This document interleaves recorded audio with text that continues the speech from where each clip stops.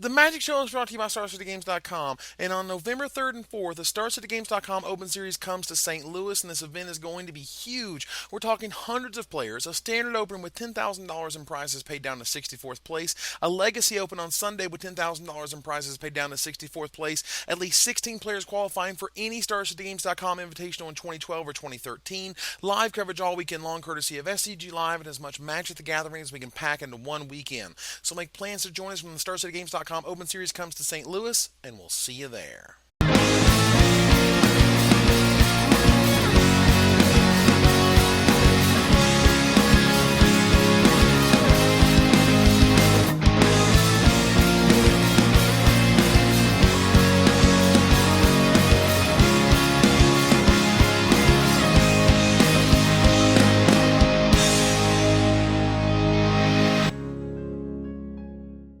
Hello, everybody, and welcome to another edition of the Magic Show. This week, we're back with some terrific technology as well as a little product called Commander's Arsenal, which is causing all kinds of controversy. Let's discuss, shall we? First up, you gotta know the hot tech, and the hot tech is here. When you need the tech, Flores has got you covered. Have you seen Epic Experiment?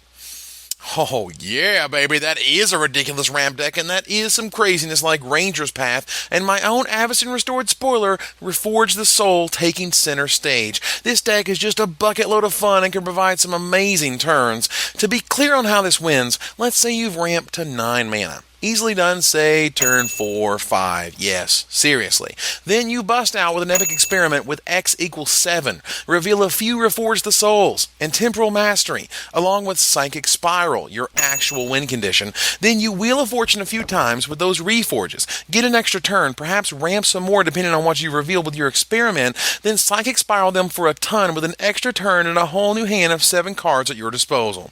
You can see how this gets out of hand while your opponent is usually goldfishing against you. The key to this deck being actually powerful is that counterspells currently suck, and I mean big time.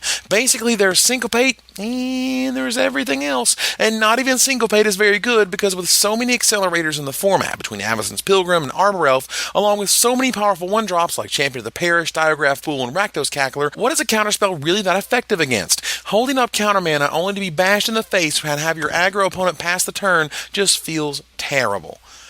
So in a world of no counterspells, the mana ramp is king, and holy cow, does this thing generate mana. But cancel exists. Is it charm is a pain, and negate is certainly a card, and what can we do about those? Well, that's when the transformational sideboard comes into play. While your opponent is ready to battle your crazy expensive spells, instead you start dropping Thragtusks and Huntmasters and Niv Mizzet Draco Ass-Kickers and Hellkites. This is one of those very rare birds that can both be a combo deck and a mid-range deck all at the same time. Ramp to combo versus ramp to fatties is not terribly different when so much overlaps, and taking an extra turn with the Boom Booms is just as good as taking them after Psychic Spiraling away their library. But what if you don't like combo decks? What if you just want to beat down? Then I've got the list for you. Tomohiro Saito, a master in his own right, posted this terrific blue-white aggro list the other day on Facebook.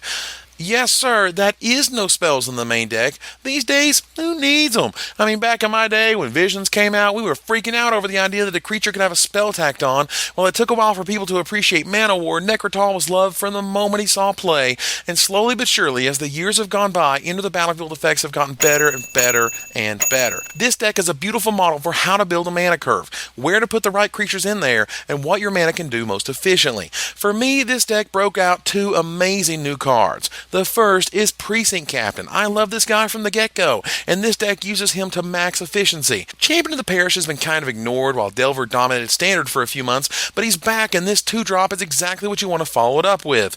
But what is the other breakout card? Again, right on your curve is Liev Sky Knight, and I've had some hankerings about this guy for a while, and here he is doing serious work. Now, at the top of your curve is Sublime Archangel. Now, there's no secret that another overpowered synergistic angel sits at 4 mana in Standard, but why not use Restoration Angel? Simple. Because synergy. Look at what I just described. You have champion into captain into Sky Knight. Sky Knight will allow your captain to get through on that 3rd turn, ensuring that when you drop Sublime Archangel with an evasive Sky Knight sitting right there, that's a +5/+5 bonus. The scenario is the same with Knight of Glory because while he doesn't make another creature, he naturally has Exalted, and Sublime Archangel gives him the 2nd copy. The other winner in this deck is Silverblade Paladin. Always recognized as powerful, but with Double Strike plus Sublime Archangel bonuses, you could be destroying your opponent out of nowhere on turn 4. And while this deck is beautiful and streamlined, there are definitely some cool cards in the sideboard. Did somebody say Nevermore? Oh yeah, the Raven did, and now you will. I got a hunch you just might be naming a certain 5-mana green creature with Nevermore, or perhaps a Verdict which is supreme but not supreme enough to overcome this enchantment. Yes, this card says no in ways that almost no other card does in Standard, and I love it. In the meantime, you've got a lead Inquisitor to deal with the zombie hordes, Purify the Grave for those Reanimator strategies, Feeling of Dread and additional Fiend Hunters for the Mirror, and another Thalia Garden of Thraben to make sure the control decks really suffer. All in all, a killer deck. Now next up, we're going to talk about a Commander's Arsenal. Join me, won't you?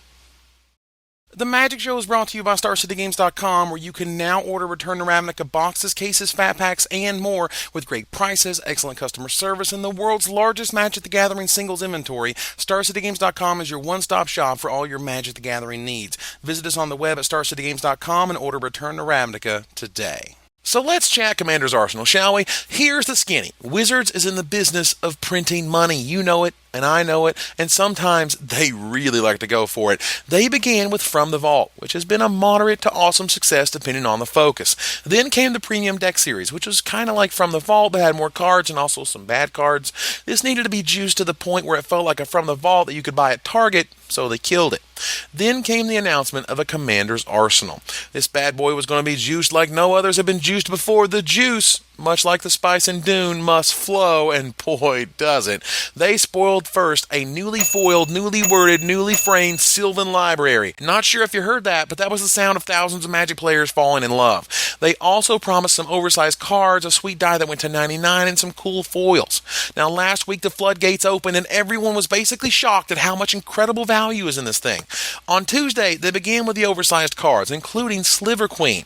Now, this is controversial because Sliver Queen is on the reserved list, meaning reprinting her in playable form is a no-no, but as an oversized card, why not? This is a clever way of reprinting an unreprintable card. Then, a sweet new art duplicate. Hell yeah! This card is a Cube and EDH All-Star. More hits? How about a first-time foiled Chaos Warp? And is that a foil Loyal Retainers? Seriously? That card is over $150 freaking dollars right now, people. On Thursday, they revealed the rest, including first-time foils the Mimeoplasm, Kali of the Vast, Edric Spymaster of Trest, and is that... Oh my god, is that Skull Rack? With new wording, new frame, and new foil? My gird. This is just... Seriously, people, this thing is stacked like things I can't share on a family-friendly show. MSRP $74.99. The most expensive product Wizards has ever produced, by the way. Actual RP, eBay currently tells us it's around $250. Wow. This begins a new paradigm, I think, for extremely limited print run products with extremely expensive goodies therein. Magic is coming up on its 20th anniversary next year, and let's face it, a majority of serious and even casually serious players, that is, those who care about EDH and Cube, are more than willing to drop a ton of cash towards the most alluring and rare items they can get their hands on. While I can't get behind the direct from an 80s glam rock video sleeves and the silly battle marks, the rest of the package is just fantastic, and I look forward to more incredibly exclusive products in the future. Now, before I get out of here, I wanted to congratulate Wizards of the Coast for crushing the Community Cup, the first time Wizards has ever won it, and if you want to know what it was like a few years ago, I may or may not have made a show about it, and we may or may not have kicked all the ass alongside my buddy Brad Nelson. And lastly, Shuhei Nakamura, who just made his 20th GP Top 8, happened to win it this weekend in the largest North American Grand Prix that's ever been held. Congratulations, you sicko. Hall of Fame is as much lauding as we can give you, but I just don't think it's enough. Until next time, Magic players, this is Evan Irwin, tapping the cards so you don't have to.